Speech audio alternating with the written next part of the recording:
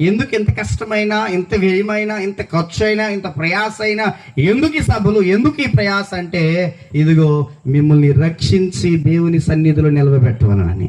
హల్లెలూయా.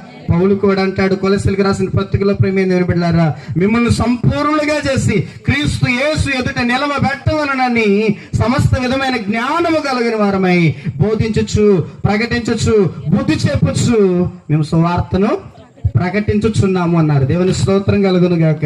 హల్లెలూయా. ఈ సువార్త సభ దేనికి అయ్యారంటే, మిమ్మల్ని ప్రభు తట్టు త్రిప్పి ప్రభునందు విశ్వాసం ఉంచే వారిగా చేసి ప్రభునందు మిమ్మల్ని రక్షించాలని. రక్షింపబడిన మీరు ఎక్కడికి వెళ్తామయ్యా అంటే, ఇదిగో నిత్య సియోను దేవుని సన్నిధికి మనం వెళ్తాం. దేవుని స్తోత్రం కలుగును గాక. హల్లెలూయా.